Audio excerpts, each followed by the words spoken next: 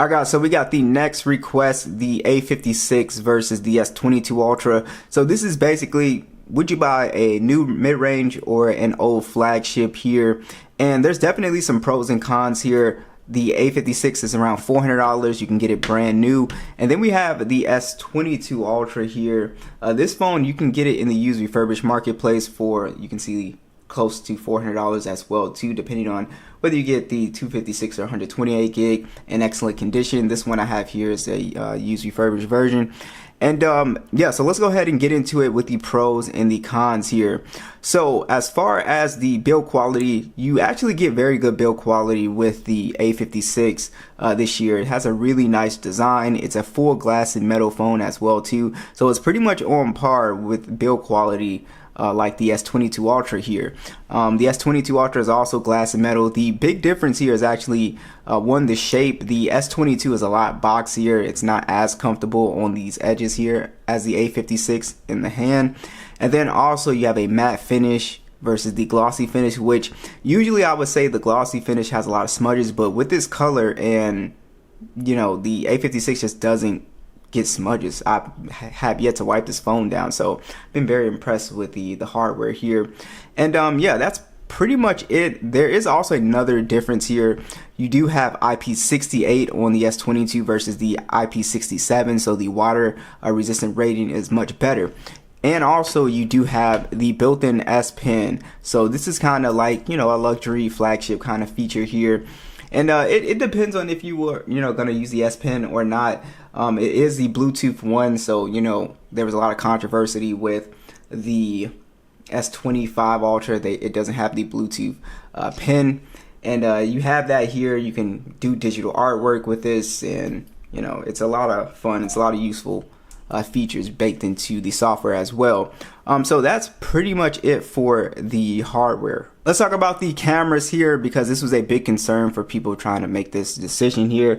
So you have a 50 megapixel standard on the A56, a 12 megapixel ultra wide, and a 5 megapixel macro. It does not have any dedicated telephoto lens, so that means it only can do 10 times digital zoom, has 4K 30 video, and a 12 megapixel selfie that shoots in 4K 30. The S22 has a 108 megapixel standard and a 10 megapixel telephoto. It has 3 times optical. Then you also have a 10 megapixel periscope telephoto with 10 times optical. And then you also have a 12 megapixel ultra wide. It can shoot an AK-24 with a 40 megapixel selfie that shoots in 4K 60. So you can see a much beefier camera setup. Check out these side-by-side stills and video. Let me know what you guys think.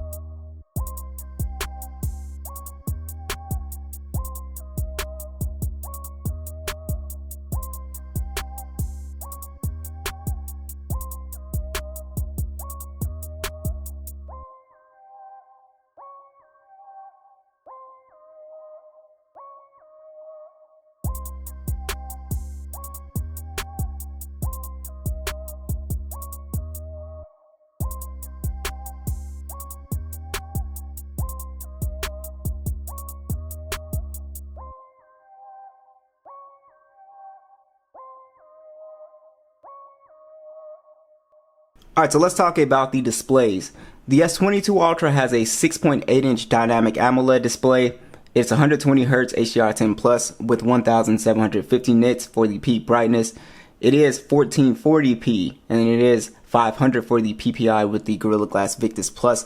It is a curved display, which you may or may not like. I know it's a thing that a lot of people don't like these days. And it also is a more boxier display design, as you guys can see here. It kind of resembles more like a TV, and the bezels are definitely a little bit slimmer than on the A56, of course. Now, the A56 screen isn't bad. It does use the older Super AMOLED display. It's 120 Hz HDR10 Plus, 1900 nits peak brightness. It's a 1080p panel and it's 385 for the PPI. It also has Gorilla Glass Victus Plus.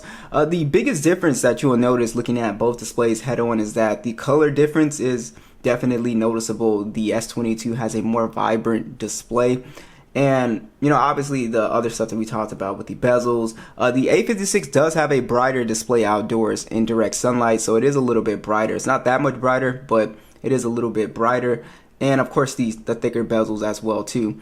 So I would say that as far as the display goes, the S22 does have a better display. It's 1440p, so you can enjoy 2K content. The only issue I can see people run into is that they just really don't like the curved displays. But besides that, it does have a better display, I think, overall. All right, guys, let's talk about these specs a little bit more here. So we do get a higher single core in the S22, but we do get a higher multi-core with the A56 here.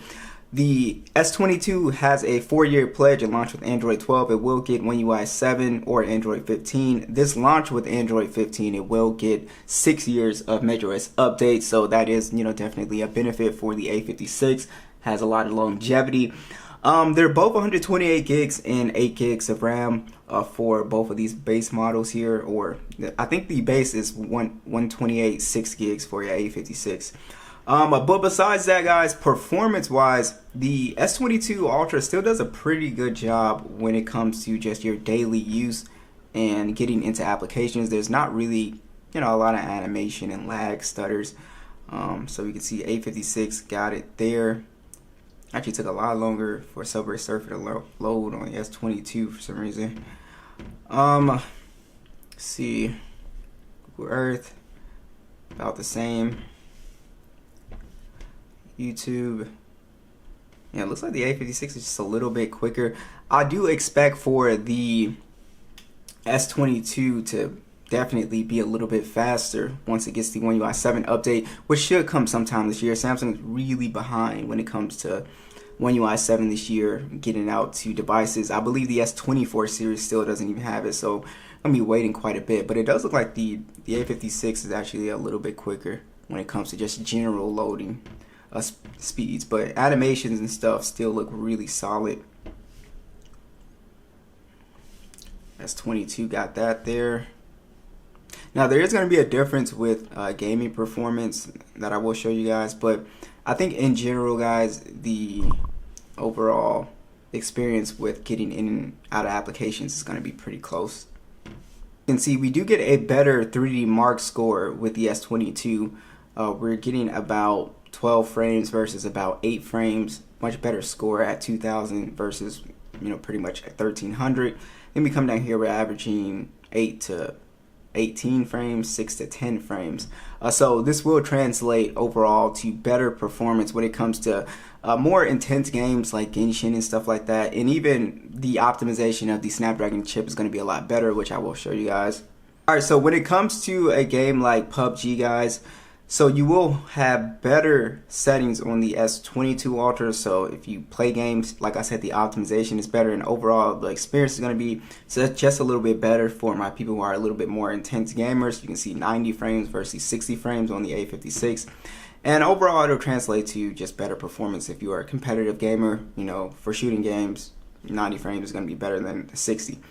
So overall, the A56 does a good job with gaming. I haven't had any issues with it. It's able to play PUBG pretty well.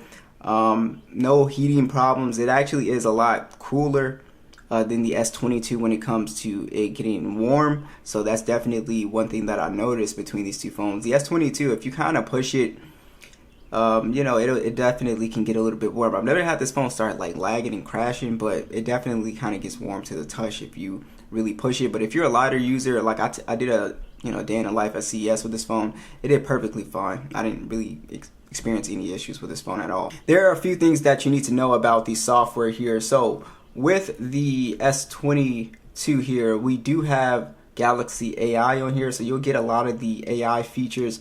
And with the A56, you will get some AI features, but it's not quite like, you won't get as many AI features like the interpreter. that's not, you know, on the A56 and stuff like that, but it does have a lot of stuff that you might find useful. Object eraser, best face, custom filters, got AI select. The circle to search is here as well too. So it does have AI features, it just doesn't have, you know, as many. So just do note that. And it also is going to be missing Samsung desktop support, of course, since it's not a, you know, flagship device. Let's check out these speakers at max volume. We'll start with the S22.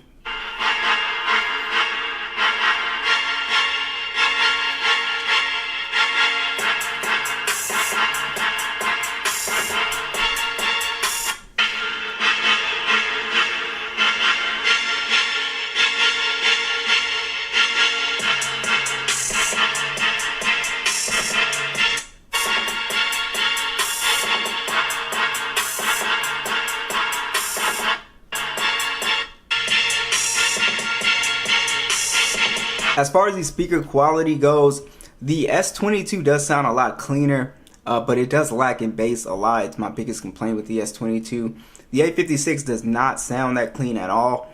It just definitely sounds like a cheaper speaker, but it does have, you know, definitely a lot more bass. But I actually don't think the speakers are great on both of these devices. If I had to pick one, I would still pick the S22 because I just like the cleaner sound.